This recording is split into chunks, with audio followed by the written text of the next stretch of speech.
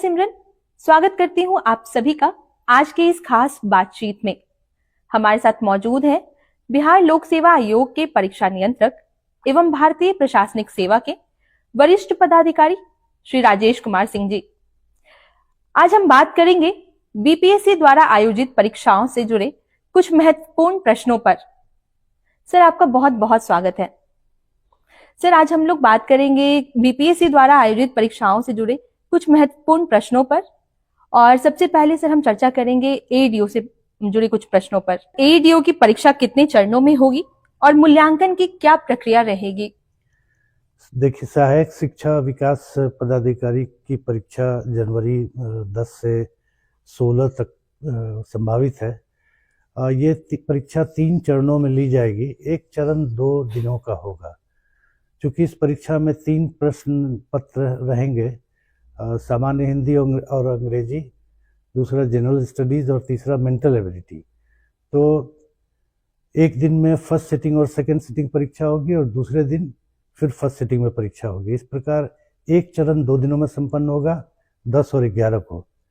फिर दूसरा चरण 12 और 13 को संपन्न होगा और तीसरा चरण 15 और 16 जनवरी को। 14 को तिल संक्रांत है, इसलिए उस दिन परीक्षा का आयोजन नहीं किया गया है।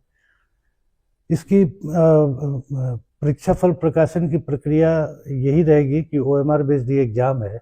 स्कैनिंग के पश्चात इक्वी परसेंटाइल इक्वेटिंग के माध्यम से हम लोग इसका रिजल्ट प्रकाशित करेंगे। सर, हमारा अगला प्रश्न ये होगा कि पूर्व में आयोग द्वारा जब एडीओ का फॉर्म दिया गया था तब 9,80,000 अभ्यर्थियों ने आवेदन किया था। दोबारा आयोग ने अभ्यर्थियों के लिए फॉर्म रीओपन किया है, तो सर इस विषय में आप क्या कहना चाहेंगे? हाँ, इस मुद्दे को लेकर मैं देख रहा हूँ कि कई भ्रांतियाँ फैलाई जा रही हैं। एक्चुअली क्या है कि सुदूर भूतकाल में आयोग को ऐसा अनुभव हुआ है कि यदि आप मूल विज्ञापन में कोई परिवर्तन करते हैं तो आपको फिर से रीओपन करना आपकी बाध्यता है। एक परीक्षा में ऐसा हुआ था कि विभाग के कहने पर मूल विज्ञापन में थोड़ा परिवर्तन हुआ था, लेकिन फॉर्म को रीओपन नहीं किया गया था।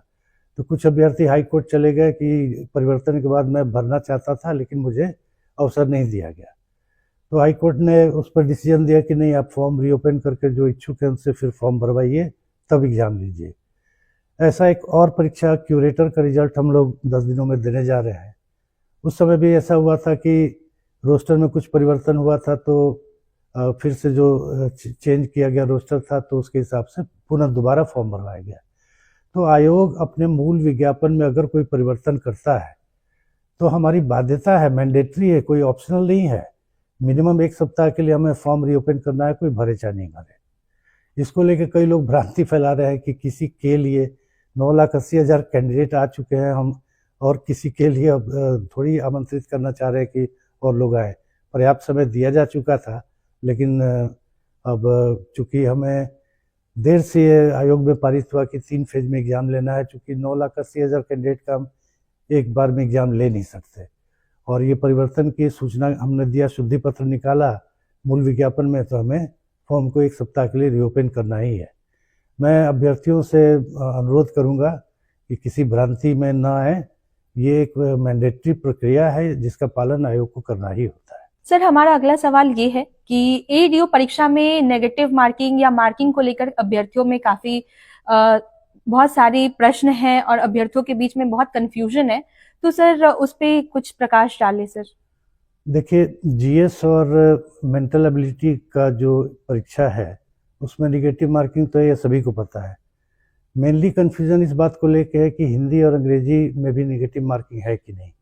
तो यह विज्ञापन में बहुत स्पष्ट दिया हुआ है, हिंदी और अंग्रेजी में भी नेगेटिव मार्किंग है। हिंदी 70 नंबर का है जिसमें मिनिमम क्वालिफाइंग 21 अंक लाना है और अंग्रेजी 30 अंक की परीक्षा होगी जिसमें मिनिमम क्वालिफाइंग 9 नंबर लाना है। लेकिन चूँकि ये परीक्षा काफ़ी टफ होने जा रही है, इसलिए इसमें हिंदी और अंग्रेजी को भी नेगेटिव मार्किंग का प्रावधान किया गया है। बहुत बहुत धन्यवाद सर, आपने इतनी महत्वपूर्ण जानकारी हमारे साथ साझा की, आपने हमें वक्त दिया। थैंक यू सो मच और आशा करते हैं अभ्यर्थियों को काफी मदद मिलेगी। धन्यवाद।